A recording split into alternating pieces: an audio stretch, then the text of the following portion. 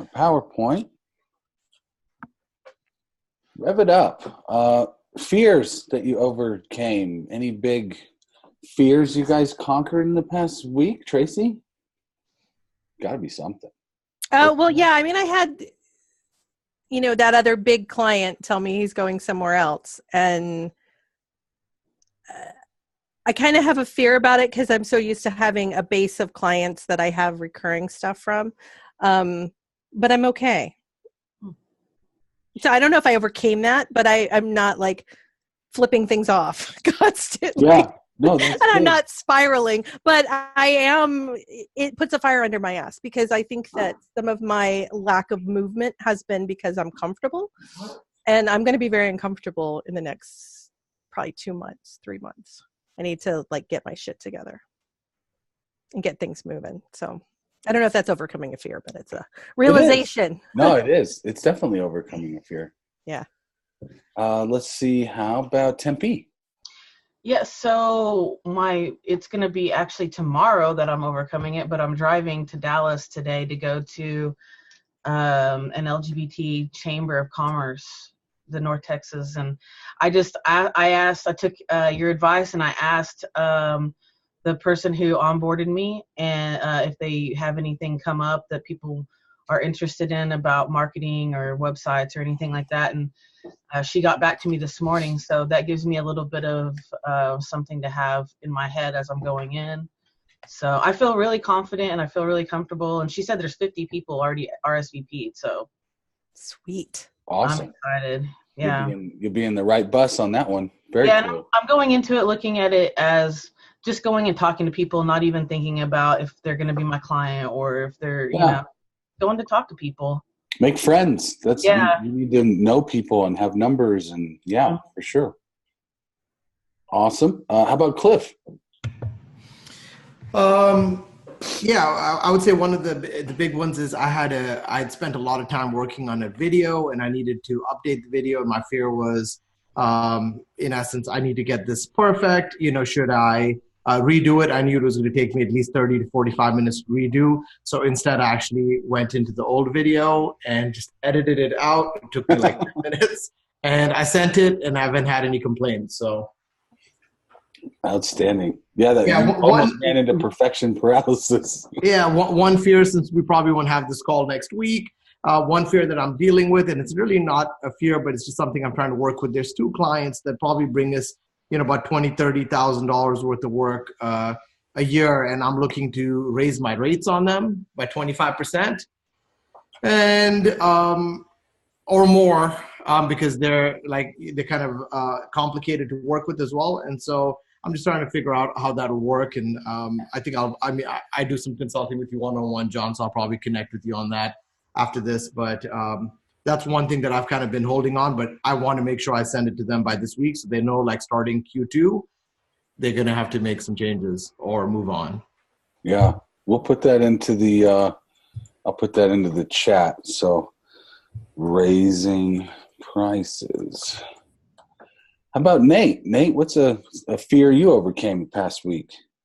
Well, I had a one-to-one with you and we talked about scale and getting a project manager. And so after that, I created a job description and I use Upwork to find contractors.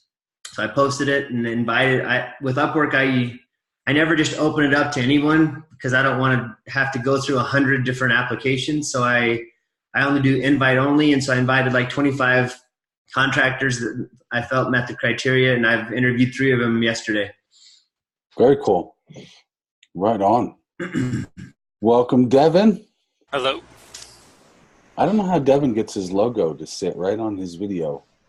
Oh, I don't know. I don't know either because I don't see that. That's amazing. Now it's gone for some reason. It's weird.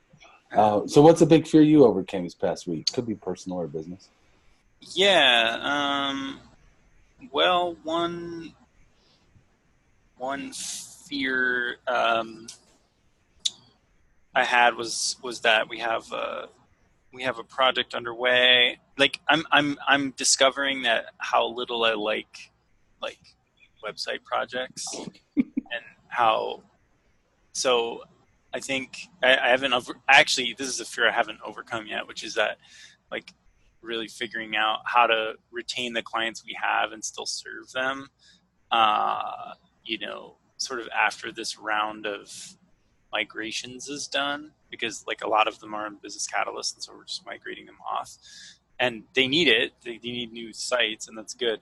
But one of those projects is definitely, they have some like, upcoming marketing that they're pushing, and they're like really pushing for a very aggressive deadline. And I had to just be like, yeah, this is not like what you're pushing for is not actually gonna land. Like, let's set the expectation 4 weeks out that we're not going to get there. And I didn't really want to have that conversation, but I did, and I'm really glad I did, because I think it's better to have it now than the week that happens, which has happened to me so many times in the past. So yeah, that's one fear. Yeah. Right on. I think that's good. Be clear, totally clear with customers. They get these expectations, and if we don't say anything, put it in writing, and just be like, yeah, remember that conversation we had back? Yeah. I always say expectations are premeditated resentments. So be very, very clear. Yeah. Awesome stuff. Well, here's our agenda. So we just, I'll get some feedback from you guys. And then the content today, this is a question I get all the time, how to hire a sales guy or what. And, Nate and I have talked about this a little bit. I've gone back into my archive of sales knowledge in my library to find some new stuff. And so I really spent a week figuring out, if you wanted to hire a salesperson, how would you go about it and what to look for and how to do it. And so we'll go over that today. And then some reminders and Q&A. But most of the content will be hiring a salesperson, or even looking at yourself as, am I a good salesman? Do I have these traits? Is this something I can do all the time? Is this something I can learn and enjoy? So I'd love to just go around the room real quick and get your biggest takeaway from the past 5 weeks we've been together. So like the thing that just sticks out in your head, like, oh, that was amazing. Tracy? Oh my God, there are a lot of them for me. Well, probably the sales script. That was pretty awesome. Okay. Because I'm so new at the concept of selling, since I get referrals and repeats, that was super helpful to have that to kind of lean on and study and see the language and the flow. Mm-hmm. Yeah, as well as just the group. I mean, I'm sad that it's ending today. Mm-hmm. Well, we'll come up with some way to keep our running. We'll figure that out. How about Tempe? Tempe, what's your biggest takeaway? The sales for sure, and the role playing, and just to hear you, to be in an environment to hear it over and over and over again is really where I need to be, and to hear other people's successes and to just get into that groove, into that mind frame. But also, as far as the information goes, last week I really, really liked it because it kind of gave me a new angle of seeing how to use Facebook and how to leverage all that information you gave us. It was like, oh, why didn't I see it that way before? But it was just kind of like little tweaks, that helped me see it from a different angle. And I'm looking forward to digging into that more. Right on. Cliff? For me, John, it was a little bit about looking at how to role play when you speak to your customer client, and then the rebuttal stuff. I'm still trying to take that and take that framework and then build out our rebuttals that I can put into my sales script. Yeah, I saw somebody, if I can remember the website, I'll send you the link, but somebody took my objections and put them in frequently asked questions in their website. So it was like, I don't have time to do this. How should I schedule time? And they were like, oh, if you don't have time, you're not leveraged and blah, blah, blah. And it was, I don't think I can afford you. And it was, oh, if you really want something and you believe it, you'll pay for it. Like they kind of, all the frequently asked questions were like rebuttals. I was like, oh, that's kind of quick. Nice. Smart. Yeah. Yeah, I think I need to, now that you mentioned that, I need to probably update my discovery doc as well. right? So with some of those rebuttals. Yeah, you might be thinking you can't afford this. Let's talk about that. Yeah. How about Nate? There's a bunch of things. I think the main thing is remembering that I need to sell a little bit every day, or set sales goals. Because I've kind of gotten a groove where I just rely on referrals. And so, talking with you the other day, just setting a goal to do one reach out call per day. And also creating and making a playbook better as part of my process to send out to people. Those are some of the biggest takeaways, I'd say. Just remembering I like to sell and to go out and do it. Just a little bit every day. It's, I look at it like working out. You can't go to the gym for 24 hours and come out fit. It's just not, but a little bit every day, 30 minutes here, an hour there, whatever. Just over time, you get better and better and things start working, but it's not an overnight thing. It's consistency over. Yeah. What's cool is my wife has said, man, you're like on fire right now. Cause I've been making lots of calls. I got lunch appointments. And so she sees it. I don't always see it, but she sees it. I got my sales cap on. Nice. That's one of my goals. Good deal. How about Devin? Yeah. So one thing that stands out to me is something that I've never thought about, which was in that forecasting spreadsheet that you gave us. Just how easy it is to be like, oh, this is this deal that's on the table and it's worth $50,000, and then this one's $25,000. But then adding in the metric of like, what's the percentage chance that this is actually going to go through, and then you get a much more accurate number. And then it also focuses you in on like, okay, so what can I do to get that percentage chance higher? Because that in itself will make me more money, right? Instead of like, oh, how do I get more? I've only got 5 deals in here and half of them are under 50% percentage. So how do I get more deals in my pipeline? It's more like, what do I have to do to get that up? That was a huge thing for me. Right on. Yeah, that's a good one, because it sort of highlights where the weak point is. Yeah, John, I want to add on to what Devin said. That's one thing that I probably should have shared as a big win for us, is that we now have a better overview of our pipeline, and I've allocated 30 minutes every single day, no matter what, to look at it and try to follow up and move someone into the next stage, or educate them if they're not interested. And that's helped a lot. Like for me, that used to be chaos, and I used to do it whenever I had time, or usually on Fridays. But now I'm allocating 30 minutes every single day to quickly look at where they are and move them forward. And Cliff just said something. I love the phrase he said, move them to the next stage. He didn't say sell them. Move them to the next stage. That is super important. Awesome. Cool. Thanks, guys. That'll help me. I'm going to put together a little survey thing, and I'll send it out to you guys. I'd love to get a survey, and this is group number 1. So surveys are really good. Okay. So first thing, I just wanted to remind you guys, because this will, you can download these slide decks and stuff. So keep the main thing, right? Like, I can't think about sales all day, every day, but I need to have a system to where I can open a document, a list of contacts, and start.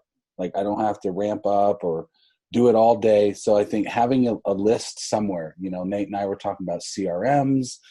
We talked about creating a list in Google spreadsheets. Some people use different tools. So if you guys want, when we're done with this call, if you don't have like a good way to track and run a list, let me know. I'll give you mine. I use CRMs, but I also like to get out of software and just create a list. Like, this is my war board of who I want to talk to, what their numbers are, and what phase they're in. Contacted, emailed, in pursuit, whatever. And I have just a war board that I use for that. So if you guys don't have a way to track your lists, just let me know. Cliff's seen mine. It's very simple. It's just I use Google Docs. That way I can get to it from anywhere. My phone, iPad, laptop. So I don't have to sit down and go, what should I do for sales today? I just open my list. Where am I at? Every day take action. Cliff mentioned that. If you think about even one call a day, that's 20 calls by the end of the month. Sales days, not including weekends. If you talk to 20 people, what are the odds you're going to make a deal? I mean, it starts to compound, right? Where it starts to, at the end of 90 days after doing that, that's a lot of people you've contacted. And even if you're not making sales today, you're building the pipeline for the future. You're communicating, and it'll start to snowball. It will. It'll just start to snowball, become easier and easier. Like Devin said, tracking your success, your numbers will help you identify where the weak spots are. So I always ask people, how many leads do you get? And like what percentage of leads actually turn into a qualified opportunity? And what percentage of those qualified opportunities turn into proposals? And how many proposals do you close? Those are important numbers to know, well, if I get 10 leads, that's 2 qualified prospects. And out of those 2, usually I get both of them to proposals. If I get them to proposal, maybe that's 1, maybe 50% closing rate. But just knowing those numbers, that's critical, because then you can adjust, right? Just turn it up or down based on where you're at. Don't go chasing waterfalls. Little TLC reference for you guys. There is no such thing as the perfect client. There's no such thing as the perfect process. We are all in flux. Right? Your customers are in flux, your business is in flux.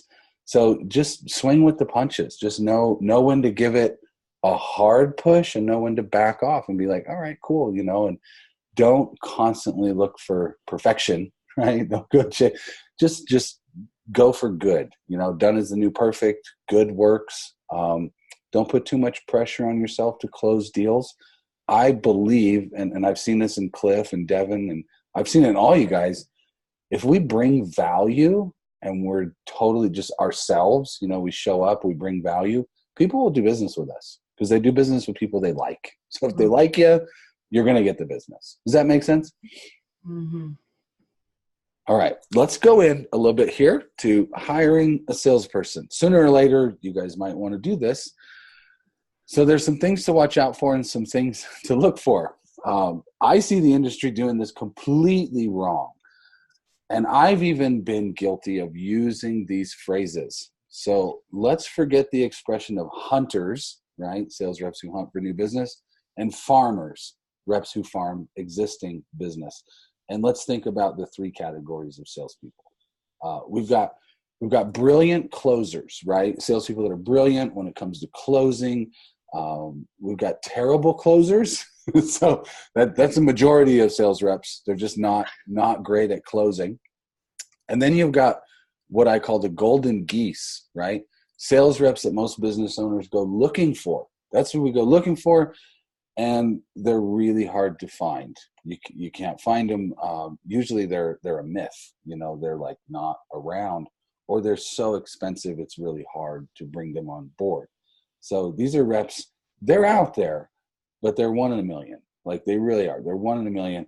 So I think we have to get used to finding maybe brilliant closers, right? Stay away from terrible closers, but get used to finding salespeople who are brilliant when it comes to closing leads that they've been given. So that makes marketing my responsibility sometimes. So let's go a little further in this. Hiring tips.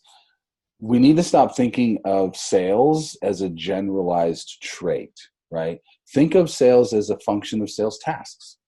It's not a trait. People aren't born to be a salesperson. It's more of task oriented. So the first step is, and productivity is understanding what tasks does your salesperson need to be doing? Can they be proficient at that? And just as a side note, you could hire a salesperson that maybe doesn't close deals. Maybe they just have a really good qualification process. They go through the leads, they go through the people coming in, and they bring you the qualified prospect. Say, hey, I talked to 15 people this week. These 2 sound like they need a proposal. I set a call for you on Tuesday to talk to them. Something like that. So they don't have to take the prospect all the way through the process. You could find somebody to just handle leads and stuff like that. But stop thinking of it as, I need a salesperson who has sales as a trait, right? It's not. it's more function of sales tasks. So are they good on the phone? Can they communicate? Do you enjoy talking? Are they energetic? Can they use the software you're using? Right? What tasks do they need? They need in order to be successful with your company. So how do we evaluate them? Company culture fit becomes less important for a salesperson because a really good salesperson is kind of a chameleon. They can kind of fit in wherever. Like they can see your company culture, read the unwritten cues, understand how you guys communicate, and they can just kind of fit in. Like that's one way to identify a really strong salesperson is if they can just kind of fit in with whatever. So it's a structured interview, assessment results, background and reference checks. Culture fit's a little less. Like it's not really a big thing because most salespeople don't have a problem with fitting into your culture. Does that make sense? Your language, your attitudes, what you believe in. Like they can, I would say it's 10% something to look at. It's not 90%. It's not the deciding factor. So job description. Now that we know sales is task-oriented instead of trait-oriented, we need to know what their responsibilities might be. And so putting in, you need to be able to email customers, respond to questions, improve engagement with social media sales channels. This is your responsibility. You need to achieve established sales goals. What does that mean? Well, that means I need to sit down with the sales rep and put together some goals, right? I want you to call this many people every week. I want you to send this many emails. I want you to engage, put a Facebook post a day up, or something like that. Come up with these established goals. And that way it's not emotional when you need to fire them, right? If you need to fire them, hey, based on these established goals we have, you're not hitting any of them. So now it's a business decision. This isn't working out. And it's not because you're a crappy salesperson or you're not funny or whatever. It's we establish these goals. You're not hitting them. It's a bad fit. Does that make sense? Take the emotion out of it. They need to direct customers to correct solutions, increase referral relationships, superior product and service knowledge. This is where we come in. Like we got to spend time with them and show them our products and our services. Obviously introduce promotions, cross-selling products. That's a really big one. That one's hard to train in our industry because there's so many things you could cross-sell, but I think letting them know, hey, if somebody's interested in this product, we should keep in mind to pitch them these other products. Does that make sense? Like have goals in mind for those cross-selling products. So then requirements are a little bit different, right? They have to, if I was going to hire a salesperson, I'd want them to have consultative sales experience. That's different than product sales. Consultative selling is helping people come to a decision, putting together a package that works, right? So if I'm a consultative salesperson for Tempe, I need to be able to put together the website package and the branding and the kind of package it up and palette it for the customer. If it's product sales, that's different. If you have a productized service like Cliff has, where he's got the software as a service, I don't really need a consultative salesperson. I need somebody that just knows that product really well and can onboard. So that's the difference, which also makes it easier if you guys have a productized service, makes it easier for a salesperson to sell that because there's not 1,000 variables. It's just a product. Hey, John. So car sales would be like the product side, yeah. Car sales would fall into the product side, except for real high line, expensive car sales where they're like custom ordering the car and need to know all the differences. But yeah, car sales would be product. Software as a service is product. Yeah, that's all product, not consultative. Right. If I'm selling a car, I don't really need to know what's your business structure like. How much profit do you make? What ROI do you, right? I don't need to know those kind of things. Requirements, maintain a budget. John, what about just selling discovery? That's more of a productized sale. I think that's easier. Yeah.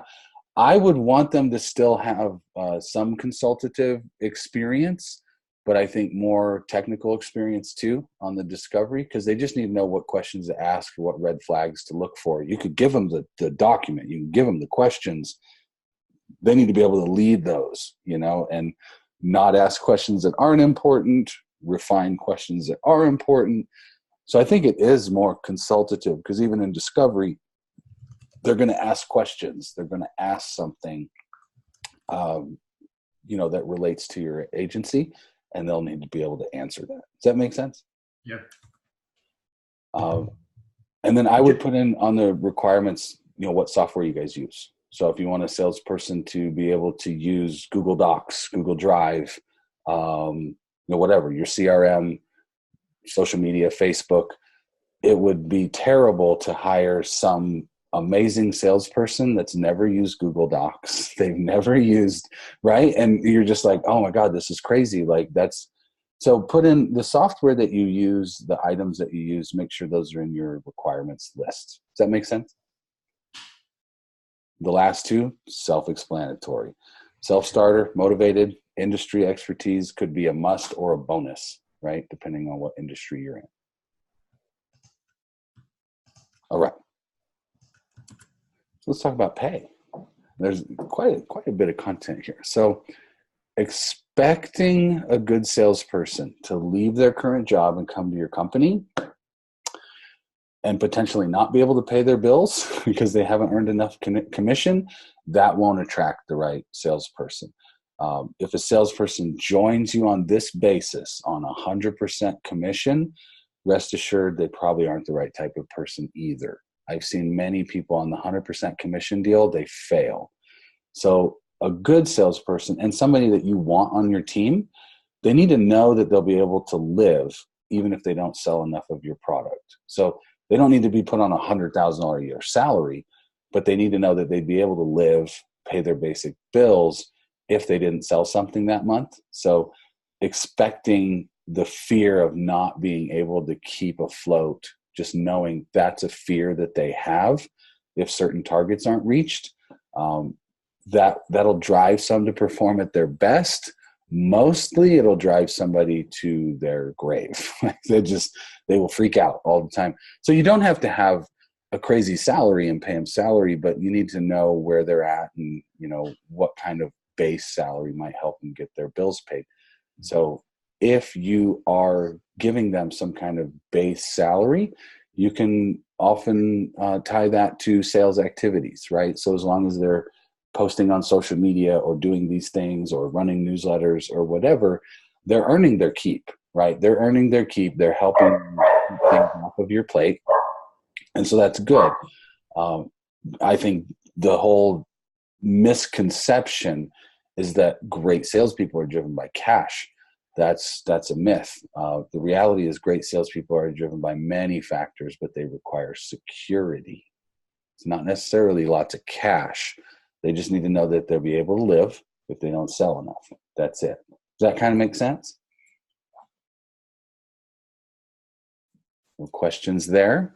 So let's keep in mind, these are the 4 things I would really pay attention to.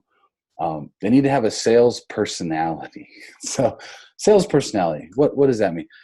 The salespeople, they're the lifeblood of any good business, right? So they provide fuel that ignites the rocket ship of your company.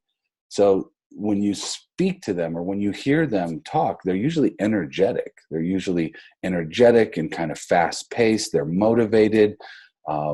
It's one where talent or genetics are going to be a determining factor, right? What do they say? They say hard work beats talent when talent doesn't work hard, right? So you could find somebody that maybe doesn't have all of the skills that you desire, but they've got a great sales personality. They're highly motivated. You can teach them other things. You can teach them about your products, your services, your process. So to find them, I find that it's really important to look at what they're doing online, who they're interacting with. I would like to find somebody with industry expertise, personally. They don't have to know everything about the software I provide, but when I say industry expertise, what do they know about the industry that I'm in? Do they understand branding and what branding does for companies? Do they understand SEO and how that works? The worst thing that could happen is you have a salesperson that doesn't know any of these things, and when they get the hard questions, they freeze up or they got to bounce it back to you. So industry expertise is really big. Keep in mind they need time to ramp up. That's a big one. Most of us try to rush that process. It could take 2 weeks to 2 months to ramp up a good salesperson. But that investment, that ramp up period, is when you start to really get over the hump and create a snowball. I always say if you're a startup, you probably need a unicorn that can hunt, gather, and close the deal, or you better get used to doing that on your own. You'll have to hunt and gather and then let them close the deals. Sometimes you could use software, you could use digital marketing, you can use email marketing, but the single most important thing in our businesses is to create some kind of process that makes the phone ring, that brings people in. Otherwise, we're going to have miserable salespeople because they don't have anybody to call all the time. Does that make sense? You got to keep them busy. Worst thing you could do is have a salesperson with nobody to call. They will go crazy. They will. I'm a salesperson, and you guys don't see it because you don't live with me or around me. When I'm making sales, I'm the most fun guy in the world to be around. When there's nobody to call and I'm not making sales, I hate the world. Everybody sucks, right? We're like bipolar. I mean, we really are. So keep that in mind. If you're not keeping them busy and they don't have enough to do, they start sitting around twiddling their thumbs. They start thinking, this sucks. This really sucks. I'm going to go somewhere else. I'm not getting enough leads. And again, it relates to how safe do they feel. Does that make sense? Okay. So where do you find them? I think it's just like finding leads for your business. Finding them takes time, but most of your pretty good salespeople have a LinkedIn account. Most of them are on LinkedIn. They have a good resume on there. As for referrals, word of mouth, look at competitors, right? I know this was a big one I've actually had clients do, where they look at competitors' websites and they look at the team, they see the sales staff, and they see, oh, there's Joe Hunter. He's the sales guy. And they'll find Joe Hunter on LinkedIn or Facebook and just start talking to him. How do you like where you're at? Are you having fun? Are you ever looking? Hey, if you ever leave there, reach out to me. I'd love to chat with you. So that's something you can do. I'd look at sales websites and blogs. People that are following Jeffrey Gitomer, Grant Cardone.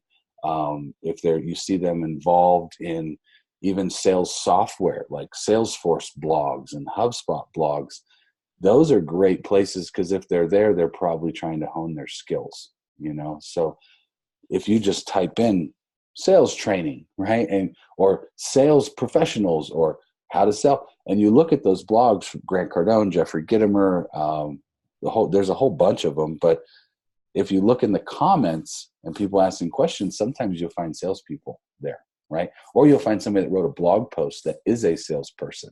So that's a great way to meet people. I didn't put it here, but groups on Facebook are really good too. Joining different groups and just asking them, how do you guys find salespeople? How did you find your salesperson? So that's where kind of the word of mouth comes in. But it's just like finding employees. It's just like finding leads. It's about getting out there, having conversations, making connections. Does that kind of make sense?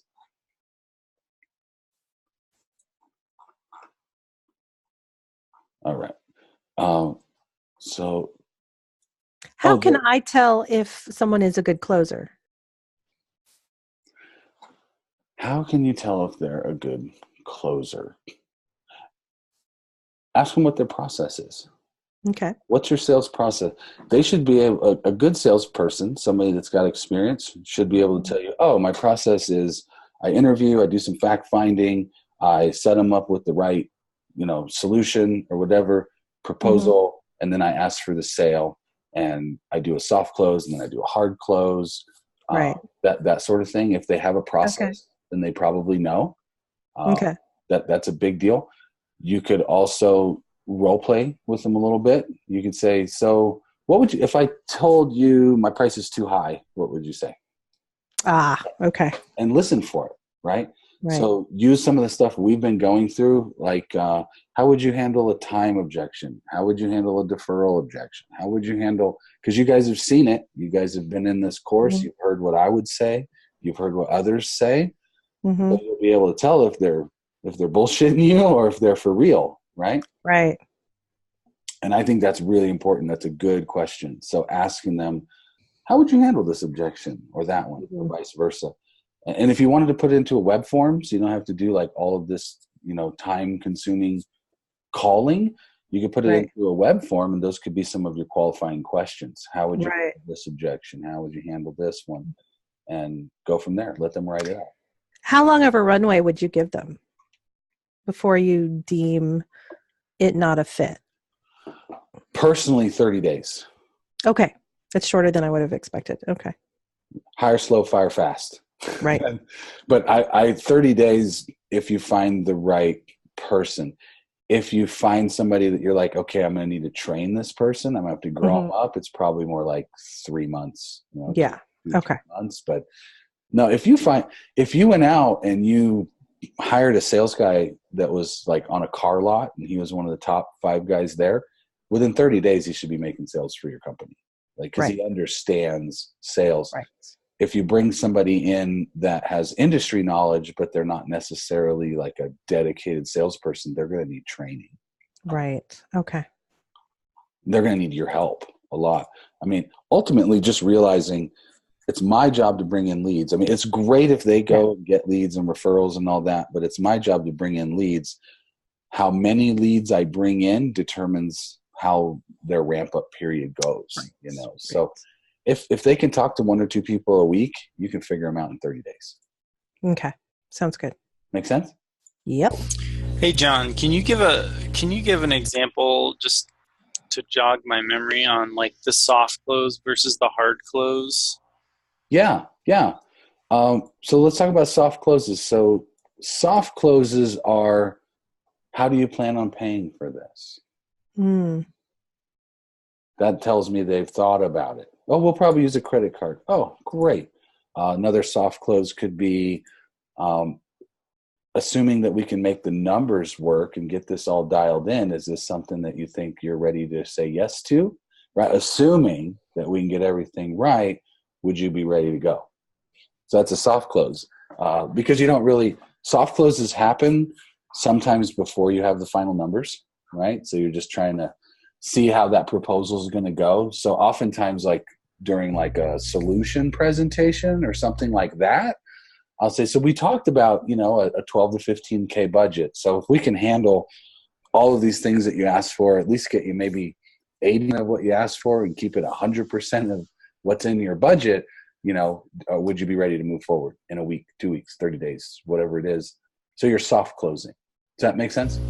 Yeah. And so like you could focus on the timeline too. Like if you're really asking like, okay, so how soon are you going to be able to take action? Oh, well, I have to run it to my board and, they're kind of slow and stuff.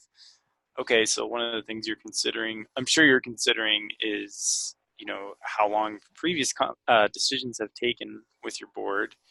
And just like, if we started in the next week, you'd be wrapped up in 2 months. But, don't step on your board's toes, but are there other decisions you guys have made where you've been able to move things along without, and still making them feel like they have a say, but you're seizing the opportunity to get it done? Yeah, you can soft close the board topic too. You can say, so if we can get everything right and show the board what they want to see, right. How do you think they'll move forward? On a scale of 1 to 10, 10 being they move forward, 1 being kick rocks. What do you think? Right. 7 or above gets treated like the Olympics. We go forward. Then you could say, well, and they could say, oh yeah, it's not. As soon as the board's on, understands what I'm trying to do, then they'll greenlight it. You say, okay, cool. So how can we get a call set up with you and the subcommittee and me and just answer any questions they have? Mm-hmm. Like, or turn that person into your mini salesperson too. Right. A lot of times I've had it where you can't get to the board, they won't talk to you, or it's 25 people in a dark room somewhere, who knows, but getting with your contact and saying, what does the board want to see? I'll make them a little video or a PowerPoint, and how can I help you sell this solution, rather than walking in there and throwing your proposal on the table and going, here, I found 3 web guys, which one do you guys think? Like, I would clarify, Devin, if you were my contact and you were going into the board, I'd say, okay, Devin, regardless of the board, if you were making the decision, if you were cutting the check, where are you and I at? Would you move forward today? And if you said yes, great. Then let's work together and figure out how to get the board onto that same mindset, right? Right. Hopeful? Yeah, that makes sense. Nice. Let's see where I just closed my PowerPoint because that was silly. Here we go. All right. So does everybody feel more comfortable with hiring a salesperson if you ever need it? Or are there gaps? I think the tricky thing for me is more where you find them, but my attitude on that has more to do with just developing a good network of people, working with good people who work with good people, and then you tend to encounter more good people who are good at what they do, and maybe that thing is sales. Like I don't know that I have a lot of confidence in just like seeking out, right, like via LinkedIn or via whatever. That seems to me like something I would do if if someone said, all right, you have to build a sales team of 5 people in the next 30 days or something. Like I might take that approach. Otherwise, I'm more prone to who do I know in my network, family connections, whatever, and just kind of ear to the ground. One thing that I'm dealing with that hasn't been brought up here, but is connected to hiring a salesperson. I spoke to John last week. A guy called me and he was like, hey, I run a small agency here. Ultimately realized I love selling websites more than I do building them. And so I'm reaching out to local web agencies. And the guy was legit, sounded well. So I'm going to be meeting with him next week. But I was telling John, well, if this guy's really good, I told him I really cannot fulfill more than 5 or 10 websites a month, irrespective, no matter where I am, where I want to be. So Tracy, we were together at 6th Division and we talked about productizing, so that if you productize, you have a consistent framework on how to present your product, how to sell your product, and how to fulfill your product, which is really, really good.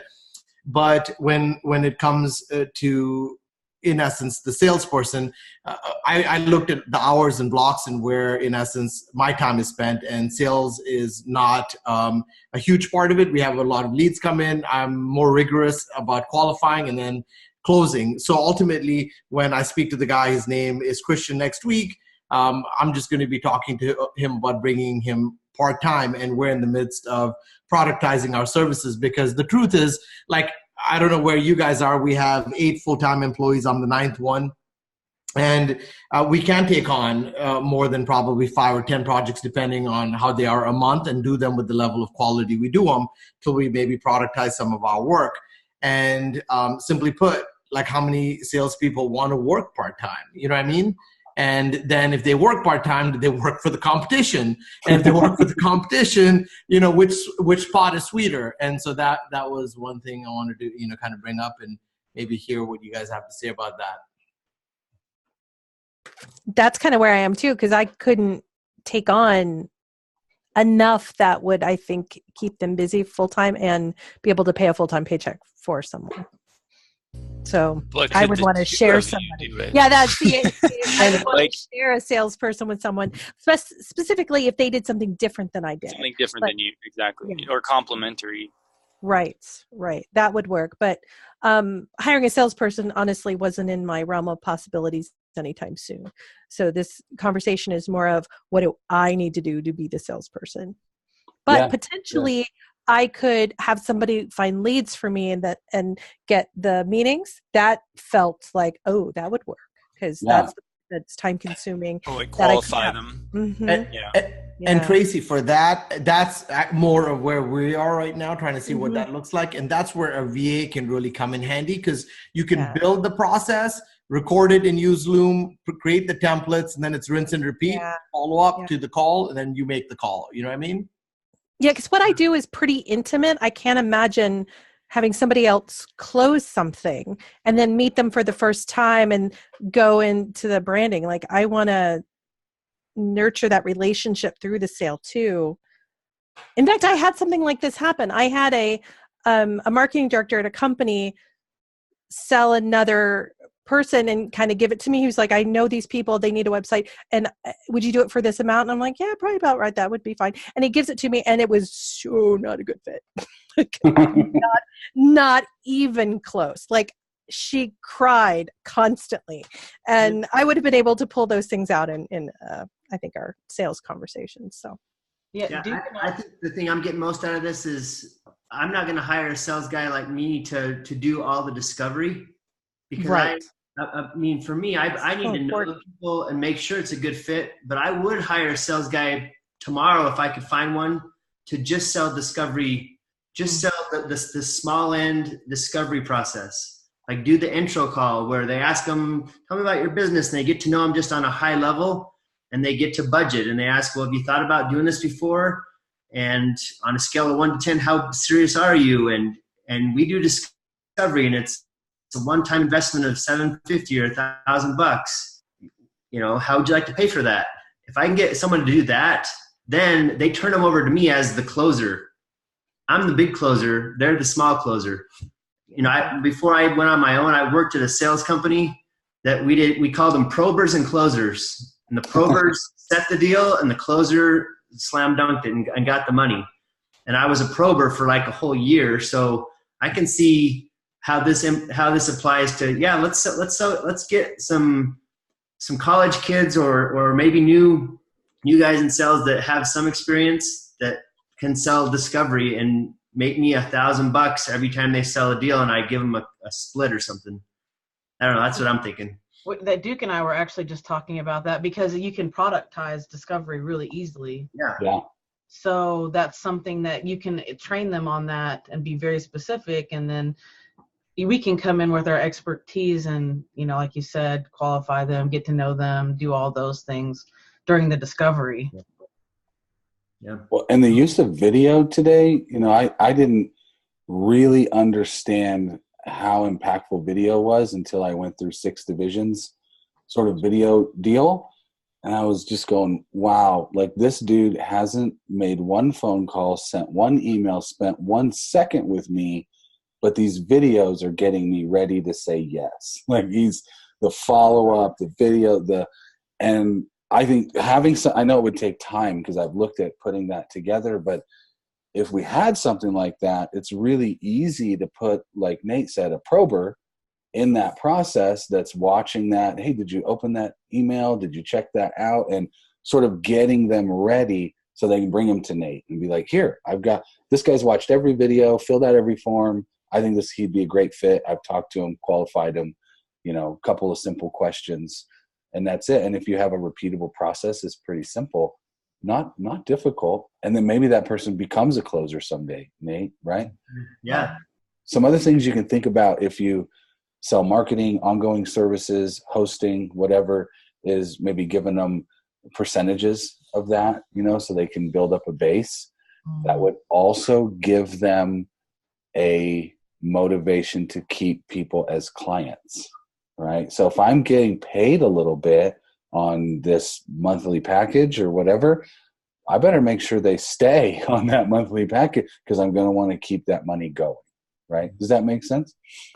Similar to how, like, insurance does it. You know, you sell an insurance deal, it's usually not a big one-time check. It's just a small amount that you get paid every month. I think another advantage that we have as not having enormous teams is that we can honestly say that it's not the situation where the salesperson then just hands it off to the delivery people and there's no relationship between those two people. Like, you're just a number, you just came up in my Rolodex and now I'm calling and whatever. Because like if any of you guys have bought bigger software, like we just bought some software for a client, like, yeah, I had a great relationship with that salesperson for months, and then like and the product team came then in. it ends off. Yeah, the handoff happens. So there's two things. One, you can show them like, look, we keep track of all these conversations, like take notes. All those notes get transferred throughout our team. Everybody sees them. So everybody is up to speed on what we've already talked about. So you don't need to have those conversations again. But also, ultimately, like, I'm the one who's accountable because we're deliberately small in that way. Like, we keep things tight. I mean, Cliff, I don't know if that really applies as much to you because I know you have a bigger team, but it might. I want to say something about that too, because I used to, when I went on my own, I sold for another web agency. They just gave me leads, and they were okay with me building my own business, but they had too many leads and they just gave them to me.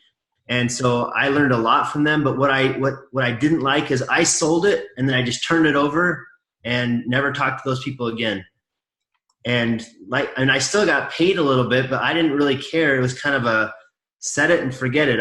And just move on to the next lead. And I feel like for my own business, I would never do that.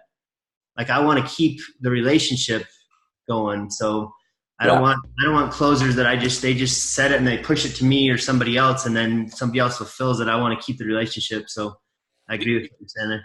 Yeah, because you're making tons of promises. Like, that's basically all you're doing. In the sales, you're asking questions and you promise. Their site's going to convert a bunch of people, and then I'm going to leave. We're going to increase your visitors by 50%, and your revenue is going to go up like 3,000%. You're going to love it. And I'll see you later. Good luck. That's a big one. I've faced that a lot in my entire sales career. Really good salespeople set proper expectations, right? We can dangle the carrot a little bit. Oh, imagine what it's going to be like if we could get you a 10% increase in visitors. Or imagine what it's going to be like if this happens. What would you do if? And they're setting expectations of, this doesn't happen for everybody. And I used to do this when I was selling SEO. We had actually Shalane's best friend called us to put it together, a simple landing page. And it hit the first top 3 results. What was it, like 2 days later? Maybe a week? So within a week, first page results on Google. And I would use that with I'd be like, it has happened in the past. Within a week, we've got somebody on the first page of Google. I'm not saying that's going to happen with your project. I'm just saying we've had it happen, and it is a possibility. So we do know what we're doing. Some of it's luck. Some of it's skill. It's a mixture of both. Some's timing, but we've done this before. We can do it again. And I'm dangling the carrot a little bit, but I'm also not promising them anything. Does that make sense? Yeah. Another hack, I think in week 3, you spoke about this, John, that we've seen work really well for us is finding people that are, and I do this in our SaaS, we do this in our agency, it's finding complementary service providers for us. The biggest one has been other IT consulting firms, not web agencies, not marketing agencies, IT consulting companies, right? They do the networking for large companies. They do security, acquisition of hardware, servers, things like that. And oftentimes they don't have someone they work with. And so we give them a cut now, and we promise to obviously do work. And, we've got tens of thousands, I want to say probably easily $100,000 in the last 2-3 years, only from that networking group. I've tried CPAs, that hasn't worked as well for us, but working with higher level agencies and then working with IT consultants that have a legit IT consulting service has worked really well for us. Connect with them. They usually have crappy websites. So, look at, saying, hey, we'll level up your site. If you have some time and resources, help them build that site out and then build that relationship. And they're happy because they want to make sure that their clients are happy. And so that's worked really well for us. Just a tip for those of y'all who have people in local cities that you may not work with, especially like BNI or Chamber of Commerce meetings. Outstanding. Well, let me put the quick link up for the one-on-one scheduler. So you guys have got that. And you guys, everybody gets 5 calls that really never expire. Slack will be open forever. We'll always have that. I've got the second group starting this month. Put them in Slack. I'll figure out a way to put like everybody in one channel and then break up the channels if you guys want. But we've got the portal coming by the end of the month, so you won't have to go to Google Drive anymore. I'll put everything in a nice portal. And what I'm actually doing, this was an idea I got from Nate. I'm going to go back through all of the resources that I gave you guys, all the templates and all that. I'm going to do a specific video for each one. So how to use this one, how to use this one, how to use this one. Because at some point you're going to want to use them, maybe not now, but in the future. So I'll make specific video for every resource, and I'll have that out probably just within a few days. We'll make those. So that's what you have to look forward to. And before we get into open floor Q&A, I just wanted to say thank you to you guys. I mean, you trusted me with your time, with your money, right, with your businesses. And so I appreciate you guys helping me get round one going, version one going. And I hope you trust you feel like it was a good use of your time and your investment. And we'll go forward with many, many more sales to come. So I really appreciate you guys. So likewise, man. Thanks, now we get into our after hours, the Hero Huddle. So in our Hero Huddle, we can talk about anything you guys want to talk about. No question is off limits. That's crickets. I'm going to get a sound where I can push a button and it just sounds like crickets, because it happens all the time. You can get it on your iPhone. There's sound boxes for your iPhone. Perfect. I wanted to play like "Don't Go Chasing Waterfalls" just for fun. Yeah, right. That was mentioned today. Makes me remember that movie from The Other Guys when the captain keeps using TLC references, but he doesn't know they are. Will Ferrell's like, "Are you trying to reference Michael TLC? Keaton?" Yeah, it's like over and over. Yeah, it's great. You don't understand what you said, or you don't understand the reference? Oh, I haven't seen that, but that's hysterical. Yeah, The Other Guys, probably I've seen it 100 times. Oh, really? Really good movie. So is anybody stuck, frustrated, feeling lost? Number of Democrats running for president in 2020. My phone just started playing, and I was going to look up the other guys. So we want to talk about Democrats. Yeah, Wolf's let's talk talking, about yeah. Democrats. We just went political. Next we'll go to religion. We'll cover all the off topics for sales. Exactly. I get one question I got. I mean, because I'm setting a goal. I appreciate our one-to-one the other day, John, because I'm setting a goal to do at least a call a day. And I already felt some momentum. I have a meeting today with a potentially big client. He already told me that his last project was $40,000 for his website. So I know kind of a budget he's used to playing with. Does anybody want to be, I don't know how you do goals, John, but like, I know if I'm accountable to people or to at least somebody, then I tend to push it more than just kind of, I got this goal and I'm doing it for me, but no one really knows about it except maybe my wife, who doesn't care. If nobody knows about it, you don't have to do it. Yeah, because I'll disappoint myself. So I don't know. you guys, would that be something people would be interested in? Like accountability type of thing? Yeah. Yeah, I don't know. I don't know how we'd want to do that, but I'm going to make a note. I think we could set something like that up pretty easy. And even if it's a Google Drive document where we're all putting our stuff in, and we can even use numbers. Like Devin can come in and go, "Wow, my closing rate was 30%. Now it's 50% this month. Like, here, check this out." And let me just make a note. And it would give John stats for marketing. Yeah, like a shared spreadsheet. We all put our goals on, and we just like, here's my goal and here's what I did today, and it's just something I bookmark. Nate, I think that's really good. Having a group one can probably work for me. Katrina's partner, Gretchen, is my accountability partner. So we check in every 2 weeks and we look at key metrics. So I highly recommend, if you don't have an accountability partner already in your agency, look one up here. I think that's really beneficial. I'm just being honest. I don't know how much time I would have to fill those up and check it and follow up. Like the accountability part is actually, for me, the bigger part is me doing that work. And then the second part is following up. I probably wouldn't, to be honest, but having one person that you can connect with bi-monthly or weekly, I highly recommend that. Yeah, Yes. I need to find a new accountability partner. Mine is kind of in the depths of spinning and not showing up, and they show up to like a third of our meetings. So Yeah, not helpful. No. Duke would be down, and I'm down to meet up, Tracy, or get on Zoom. keep it in Texas. Is he in Texas too?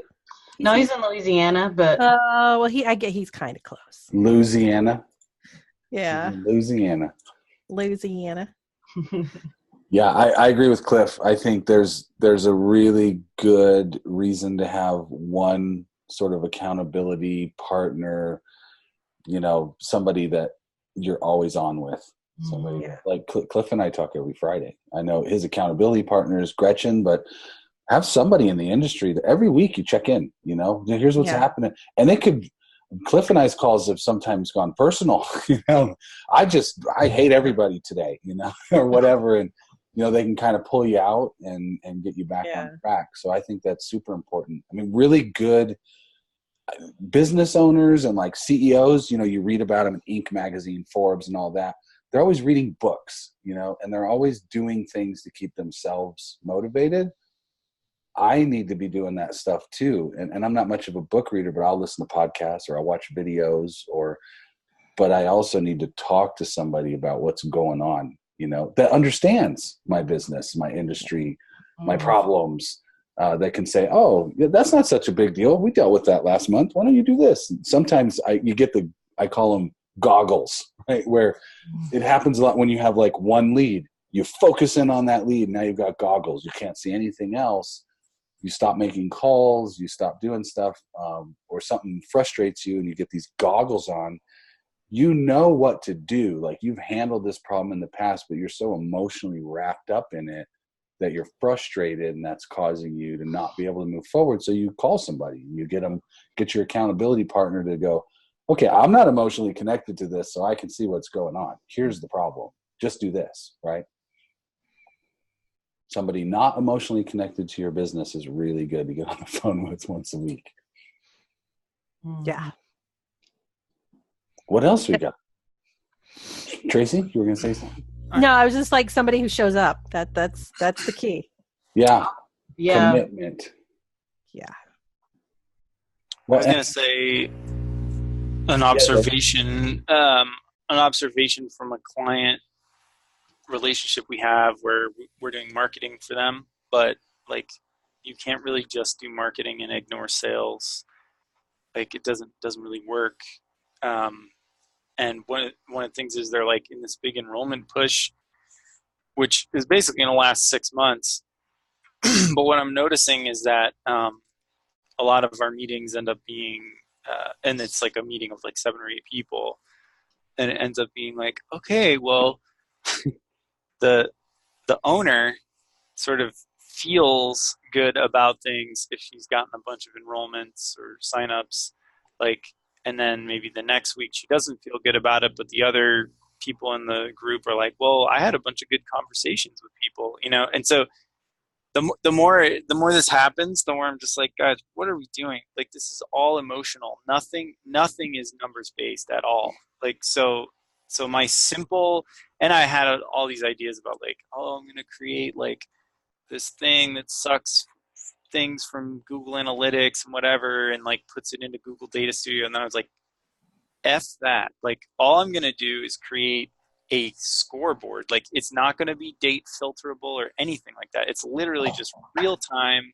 Here's where you are. Like, this is where your numbers are now. This is what you said your goal was for that 6 months. And this is the difference. That's 3 numbers you got to come up with. Like, and just update it once a week, like manually.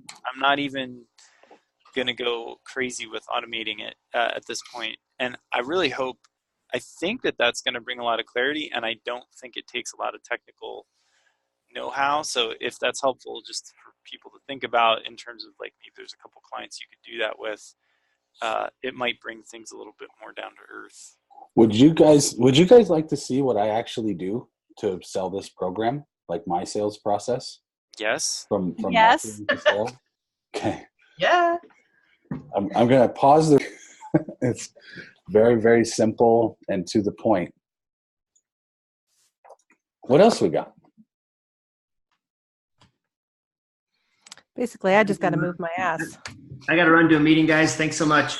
Bye, Nate. Thanks Bye, for Nate. showing up, man. Go sell something. Okay, see you. Bye. Well, we still got like 15 minutes. We don't have to talk about sales. We can talk about Democrats. Like, Sorry. I don't know why my phone sometimes will just start playing. Tracy, I'm Yes, sir. curious what you're up to these days. What are you focused in on for your business? Well, I rebranded this year to Branding and Beyond. So it's branding-beyond.com. And, I remember you gave me very good feedback. Yeah, your site was beautiful. Thank you. Now I need to because it's a newer URL, I need to get it out there and get it placed well. And I'm working on my sales tools and my sales messaging, and I just need to get my ass out there because I have a perfectionism thing. Like, I do branding. Everything should be clear and concise and awesome. And branding is one of those things that is not very clear for a lot of people. So finding a way to say it, and I've developed some visuals that I'm really pleased with and a structure that I'm very pleased with. I just have to get it out there and have conversations. I just need to push myself beyond that and go help people. Because I totally get the concept that, sales is not slimy in any way. It's offering to help. I've just got to go do that and be comfortable in how I say it, because I have a tendency to just like, and then it's not clear. And that is the opposite of what I want them to go away with. Mm-hmm. That was the hardest thing for me. Is I've always viewed sales as like creepy people trying to push everything on you. And it's like, no, I have something good that I can be helpful to people, and having that angle of, just going out and talking to people, and I'm not trying to sell them anything. I'm just trying to be their friend and be helpful. And that for me was really good, because if I get to a place and someone's pushy with me, I'm out the door. I hate salespeople, but that's not what we're doing here. So it's. I love good salespeople. I love salespeople that will tell me, yeah, that's not based on what you told me you need. This isn't it. That's the kind of people that I like. But going back to your question, Devin, so what I'm focusing on is helping clients align their brand from inside to out. Because a lot of them will come and say, I want a website. I'm like, well, usually the website's a symptom of a problem that's much deeper. You don't have the clarity, you don't have your message, you don't have alignment between who you are, what you do, and your audience. And your salespeople are working their asses off, but your website is draining their credibility. The messaging isn't the same that they're saying, because they have that ability to adjust things on the fly and get the right thing for the right person, but that message never gets back to marketing. So everybody is off doing their own thing, and all the boats are rowing in different directions. And so I help them align everything from top to bottom so that the money they spend on marketing is useful and it's not waste. Mm-hmm. And usually that is repositioning them, creating new messaging, obviously doing visual stuff to align everything. But a lot of that time is spent in what I call the brand pillars, which is differentiation, positioning, messaging, and visual identity. So getting all of those aligned with your internals and then aligning all the external assets that you build. I like how you phrase that. Oh, yay, good. I did too. I was on mute there. I was going to say, the realigning all your assets can take a really long time. It can. I'm realizing this with the client. Yeah. So for clients, I feel that I have a sweet spot of about 1 year to 2 years. Yep. So the first 6 months or so is discovery, digging deep, working on those pillars. And then the first real big deliverable is the website, where I'm testing out and refining all of those pillars. I mean, they're pretty solid, but they're still kind of theory up to the point of applying them to the website. And then we'll refine. And then we go on to all the other sales tools that are needed. Sales decks, vehicle wraps, presentations, whatever it happens to be that they need. And that fulfillment that whole thing can take 6 months. It could take a year. And sometimes it goes over to about 2 years. And then I'm feeling I'm pretty much done with them, because I don't want to do the ongoing piddly little stuff, but I'm happy to be brought on for the bigger things, like you're merging or acquiring a company, you're moving into a new direction, and we need to realign and add some new messaging or extend your tools or whatever it happens to be. Because I've had clients I've had for 18 years, and I look at it, and some of them are still profitable, but most of them are not. I go to being a vendor, and I think that when I went and took a course with Blair Enns, you know who that is? The Win Without Pitching Manifesto guy. I was talking about that. I was going, how do you stay in the seat of expertise over time? And he said, you can't. It's practically impossible. That over time you become a vendor because they're so used to certain things, and you're a vendor. The bulk of the value and the bulk of the money should be at the beginning when you're prescribing or you're diagnosing and prescribing. And most designers have it flip-flop. They prescribe and diagnose for free, and then they charge a lot for execution. And he was like, it should be the other way. And so that was huge enlightenment for me, going, oh, okay. So now that makes sense why it's a struggle over time. And because I don't think I'm super good at that ongoing marketing and reporting, and like, I just don't want to freaking deal with, I want to deal with like the big stuff, the messaging, and the, like, you're acquiring a new company. Let's figure out how to pull them into the fold of your suite of businesses, and how to get their everything right and onboard their people or their employees, or that's the kind of stuff that I love, not the ongoing PPC. And I mean, I can do that, and it can be really lucrative. But I think over time, there's so many other vendors that try to attack them, and it's hard for me to stay in a good place when they're constantly going, hey, I can do that cheaper. I can do that cheaper. I can do that cheaper. Yeah. It's hard for me to stay competitive. And over the last 2 months, I've lost 2 big clients. One was I've had for 18 years. And then the other one I've had for 2 years, which is right at that sweet spot. And it's because other people could do it cheaper. And they're probably going to get re-educated by the market a little bit. The one I had for 18 is kind of a pain in the ass. So it actually is a good thing. But he was a $119,000 client last year. So ouch.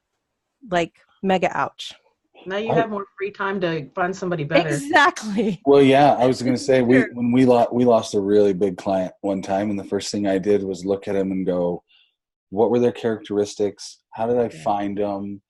Kind of just replaying that tape of the beginning scenario, and going, okay, cool. So if I want to find that guy again, I just got to do those things or different things. And so now I've kind of got a bullseye to shoot for, right? Yeah. And that's really what it's about. Is I really liked working with that client. Let's sort of avatar them and see if I can find them again. Yeah. And I've done that, well, not with a old client because he's a pain in the ass, but with the clients that I've brought in over the last 2 or 3 years, they're usually legacy firms. So 15 to 20 years, something as big as changed. They're at a fulcrum event in their business where they're, one of the principals is retiring and things are changing, or they're moving into a new market, or they're adding new products and services. So they're pivoting. They have a big anniversary coming up and they don't look the part, and they want to kind of get, remodeled. Yeah. So they look like, hey, we've been around 20 freaking years, and they don't look like a hot mess. So it's usually the market's changed, they've changed, or they've never had a brand, and it's about damn time. Those are like the 3 big reasons. And I prefer legacy firms because there's a lot of juicy goodies to go harvest versus a startup, which to me is a lot of vaporware and bullshit. I just had an idea. I was looking at your site, which is beautiful, by the way. When you have the website and brand remodeling for AEC firms, architects, engineers, and construction. Yeah. That might be something. If I can, is there like a yearly conference that happens for these people? Yeah, and so I've just added AEC as a term to see how that plays, because before it was building trade, commercial building firms and the trades that support them, so which was kind of large. Yeah. But then I found AEC as a actual group, but the thing is they don't necessarily identify themselves as AEC. They're an engineer, they're a contractor, or they're an architect. So I'm not really sure on that. But yeah, there is. And I joined the Society for Marketing Professional Services, which is marketers that work with AEC firms. And prior to running into them, mainly I worked with firms that didn't have marketing staff, because that's really why they needed me, because everything's kind of a hot mess. But the problem with not having a marketing department is I'm having to deal with people that have other jobs. Mm-hmm. And they have other requirements to do, and getting their time, getting their attention is sometimes a little difficult. So I thought, well, working with marketing departments might actually be a good thing. They're big enough to have a marketing staff. They've got somebody on staff that's probably good at the technical side of marketing, but not the branding and emotional side of marketing. And that might be a good fit. And I've just added that in the last 4 months. And I'm getting a little bit of traction with like that construction, or that law firm that specializes in construction. She was super stoked. And I'm having a hard time getting a hold of her, but she was super stoked that I work in this area and I can help her rebrand, kind of like a border collie wanting to smell like what she's hurting, It's like she wanted to look like an AEC firm and not look like a law firm, not look and smell like a law firm. And just in my mental, I was thinking of, border collies hurting cows. But yeah, there is a group AEC. There's a couple of different ones, but that might be a good. So if I could find a list of people that are going to different things, or put a blog post up, or get in contact, that might be a great place to be like, hey, get ready for your next event. Make sure your branding is on point. Something like that. It can work two ways. You can go to the event and schmooze and shake hands and get names and that thing, but I think you can also hit them from the other side of, from a prep sort of view. You're going to this event, and I was just looking at everything, and it seems like your brand is a little disjointed. You look a little different on LinkedIn than you do on your website. Maybe just even if it's a video, just hey, I noticed these things, and I'd love to help you take care of them before the big conference. By the way, I'll be at the conference if you want to talk. But I think that would be something I would look at. So how far ahead? I'm thinking a good 6 months. A good 6 months. Yeah, I think a good 6 to 7 months, because it might take you 30 days to get a hold of them and a couple weeks to close them, and then you're going to need time, right? Yeah, because producing conference materials takes a month just in printing and shipping. Yeah. So you need plenty of time. You have to work in the booth collateral, or the booth people, and shipping slow boat to China kind of thing. Which is to your advantage too, because if you get them on the phone and they say, we would like to update our look, for this conference or whatever you're helping them with. Now you've got the time, right? We need to get it done by X, or we can't get everything to you by X. Yeah. Right? Yeah. You have to work backwards for sure. That's good information for me, thinking about the people that are going to this North Texas Chamber meeting. Are they going to the National Chamber meeting? And what is the footprint of that? Because sometimes they have just a table booth with one banner pop-up, and sometimes they have a 10 by 10 booth. Sometimes they don't have booths. It all depends on how the thing is structured. Because sometimes there's level playing field, which means everybody has a table and that's it. And they can have like a little banner, but that's it. Or something's provided in a level playing field kind of environment, or it's you bring your big ass booth. And some look like shit, and some look amazing. Some have so much messaging. Some brought the dining room tablecloth to throw over the table. Yeah, Uh-huh. and some you have no idea what they do based on their messaging. You know, like very few booths are clear. Yeah. Very, very few. I haven't been to a bunch of conferences, so this is Mhm. looking forward. Well, to you have seconds as they're walking by, and some a of them are billboard. huge. Yeah, and they have to think of it like a billboard. No, they think of it as a big ass brochure, and they have paragraph text. Like Too much seriously, to read. Yeah, it's too much to Yeah, read. like, A lot of them nobody don't just have a that. simple statement. Yeah. Yeah, I need to know if my investment of time, my return on my time investment is worth it. Should I stop? Because you could potentially get stopped by a salesperson.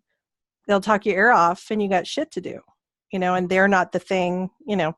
So it's, you have split seconds to get their attention. You do. Let them know that I'm for you. I was built for you. And the more targeted and the more niched that booth is, the better. Also going in with a plan. So looking at who's going to the conference, you know, so like Tempe, if you're going, who's going, where are they at, where are they going to be, and have a list. I'm going to visit these 6 companies. These are on my list. And then when you get there, you can be like, you were on my list to come say hi to. I wanted to get to know you, put this in your hand, whatever. And keep in mind, if they're at a conference or some kind of event, they're probably there to drive business. So they might not want to talk to you about improving business. So keep it short, keep it sweet. You know, hey, I realize you guys are here to sell stuff, so I'm not here to take that time. But you mind if I reach out to you when the conference is over? I've got some ideas or stuff like that, you know. Have some sort of list, though, some sort of plan of who you want to talk to. Otherwise, you'll run around there like a hamster on a wheel and you won't know what you're doing. You'll be like, I don't know. Yeah. So are you looking for people who don't have their act together, basically, and just going and talking to those people? Well, preference would be to do that before they get there so they do have their act together. Because going to a booth and saying, hey, you don't have your shit together, it's obvious, you know. But, you know, I haven't gone to a show to work it for me. I've gone to shows with clients and from a different perspective. So I have to think about like a game plan and going and, you know, like, how do you attract attention? And I thought about having a custom t-shirt printed that says, you know, is your website pissing off your sales team? And just leave it at that. Some kind of like, what's that all about? So you like conversation starter. And a lot of people there are salespeople and they're like, oh my God, hell yes. Oh, I work my ass off. And then prospects go to this website and it drains all my credibility. Like all of it is gone. They're like, well, your website says you do this and that you don't do this. And you're like, oh. That hasn't been updated in 4 years. Yeah.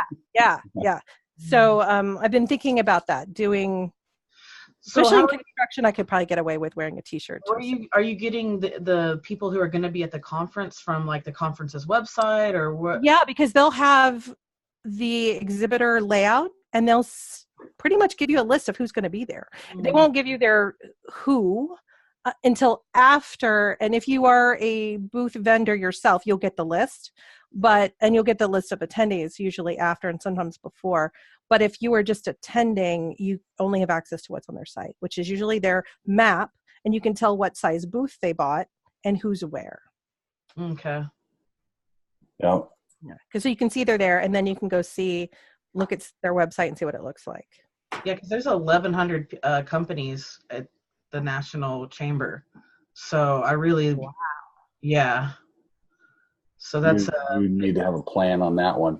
Yeah, I'm kind of like I don't know what to do because this is if you're so new. Well, if you're going to Dallas, that's one of your questions. Hey, are you going to go to the national show? Yeah, yeah. That's what I was like. Oh, I definitely need to ask that question after this conversation. Mm-hmm. That's good. Give me a call. I can help. Mm-hmm. Yeah. Hey, and I can help you if you guys don't have anything set up yet. You know. Even a better way to say that. We love working with clients like you. We love helping companies like you. You guys actually fit into our ideal customer. We would love to work with you. It's a little bit different than I can help you. Right. Yeah. Anybody can help me if they know how to use Photoshop. They kind of get that attitude. But it's, you know, you guys are like our perfect ideal client. I'd love to work with you guys. We could definitely help you. People want to work with people who get excited. I've actually had prospects tell me at Ebway, Well, we chose you because you seemed like you were really excited about the project, like That's Mm. nice. that's what we wanted, Yeah. And if you know a little bit about what they're doing, you can put some passion behind whatever their mission is. Like, I Yeah. want to help you get your message and your visual clarity down so you can help more people. That's what they want too. And to have somebody else that's just not doing it for money, but doing it because they believe in it, I Mhm. could see going a lot farther. Because I know I would want to work with somebody who is excited about what I'm doing and wanting to help me further it. I'd be like, F yeah. And tell That's somebody that, hey, you guys are my ideal client. I really love what you do. That's Mhm. giving them props, and it makes them feel good. Yeah. Emotion, having that emotion. And thinking that you're going to work, like, I don't then have to motivate you. You're already come pre-motivated, Hmm. They're And not that's going to run into people that talk to them like that. Yeah. Mhm. They're going to run into people that hand them business cards, tell them Mhm. they can help them, start asking them weird shit like, well, how much revenue did you do last year? Like uncomfortable questions. And that's just not what you do at a conference, Right. Mhm. Cool. How's Yeah. everybody feeling? How we doing? Good? That was some good information to kind of boost me into what I'm doing. So that's awesome. Excellent. Excellent. Well, I will get the portal up. We'll get some videos done. If you guys need help, set up the one-on-one call. If you guys Yes. want to record a call, send it to me. I'll listen to it. I'll grade it. If I have time, I'll do a call with you. I'll listen. Let's take Okay. this to the next level. I mean, that's learning by doing with you is probably the best. I sat down with Tempe and Duke on an online meeting, and I presented them my proposal so they could see how I do it. And I think that gave you guys a lot of insight into what I do. So maybe I'll make a video for that too and send it to you guys. But I need to watch that like 5 times. It's like sucking all this information in. And I'm like, what did he say again? Well, and one of the things I did that I don't know if you guys have seen, Devin, I think you've seen it. I scroll to the price page first. I don't start with the boilerplate stuff. Mhm. I go, you know what? I know you guys are all waiting for the price, so let's just get there. And I scroll down, and I go, here's the price. Remember we talked about your budget was X to X? This actually falls right in line with the budget. And, I've got a little bit of allocation here for some ideas and changes, and so we don't run into, punching your budget through the wall. So I've got a range here. And now I'm going to go back through the proposal, and I'll show you how we got there. I would love to see that. And Yeah. then I show them how we got there. And I use a lot of, you said you wanted, and that's why I put this here. You said you wanted, and that's what this is. And you It's all said, back on them. it's Yeah. like, you said, and then now do you understand how we got to this investment here? Yes, I do. Awesome. And that's because if you don't start with the price, they're not going to give you their full attention because they're going, wow, Yeah. expensive. That Nope. sounds expensive. That sounds expensive. Exactly. I mean, I think that's a brilliant way to do it, because once that you set their mind at ease, they can relax and then pay attention. Yeah. Did my email actually hit you guys this week? Yeah. I put that in the email. I put the script. Okay. That you did. script is in that email of how to go to price first, and that sort of walkthrough. So that should be helpful. But yeah, we could do a little video on that, because that's one of the best things I've ever done is going to price first, and then they go, okay, he's within the budget, right? Yeah. Then I go back through and start going through how we got there. Yeah. Well, I started in my discovery doing an awareness goals list and to prioritize those. Like, how do you want to get awareness for whatever it is that we're doing? And then we write down all the avenues that we get, all the channels, and how much do they want it and how doable is it? And then that's a 1 to 10 scale. And if it's 16 and above, it's probably something that should go on the short list. Well, what kind of budget do we want to add to this? And so they're kind of writing their budget, which is pretty sweet. That's the way to do it. It's really handy. So we're creating also, awareness and efficiencies. And what was the other one? I think it was business goals or something. And so I have 3 of them. And depending on what the client is, I'll pick one. Sometimes they'll do shows. Sometimes I'll do all 3.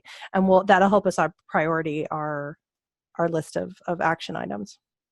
And I'm not telling them what they need to do. We're kind of co-creating this list, and they're putting a budget behind it based on how much they said they wanted it. Yeah. and how much they said, how they felt it was attainable. Like earned media, we all want the hell out of that. That's a 10, but that's hard to get. It's like a 2. It's hard to get media. Hard to get. And yeah, so that's a 12. So we'll have it on the list, but it's not a 16. So that's like saying I want to make viral videos. Can you help me with that? Yeah. I'm not in control whether the video goes viral or not. Like, that's why those 2 columns are so important. Yeah. How much do you want it, and how easy is it to attain? And, because you got to work in time and your budget. And then, so if it's a 16 or above, the 1 to 10, then let's put a budget to it. Awesome. I love that. That's cool. Yeah. Very cool. Super helpful. Well, guys, have a wonderful day. Thank you. I really appreciate you guys being in the course. And it's not really ending. I think it's just going to go on forever. So I'll get you guys videos, and, we'll have some follow-up stuff, but keep reaching out. Hit me up on Slack if you need something. And we'll go from there. Cool. Sounds good. Yeah. I'm going to hit you up for some of my one-on-ones to smooth out my messaging of how I want to do my packaging and the alignment and all that to smooth out sales of that. Sales is like a double-edged sword, right? We can use one edge to like hack through objections, or we can like cut ourselves with the other edge of, I'm so bad at sales, I hate sales. So it's a double-edged sword that you've got to like constantly be like, okay, this is what I'm doing. I'm going forward, rather than sitting in the corner going, I don't have any leads, and cutting yourself. Right. Exactly. Which is kind of where I feel that I am. And I'm kind of happy that with these both client issues going on, because I'm comfortable. Soon I'm no longer going to be comfortable, because my runway, it's still decent runway, but it's going to be dwindling every month now that I don't have this big cash inflow every month coming in from these 2 clients. So that's kind of a good. I've taken that out of my vocabulary too, saying, oh, I'm not good at sales, or, oh, I don't like it, because it's like, okay, well then that's what I'm going to be. So no, I'm learning, I'm getting great. This is good. Like trying to get my frame of mind of, no, this is what I do and I'm good at it.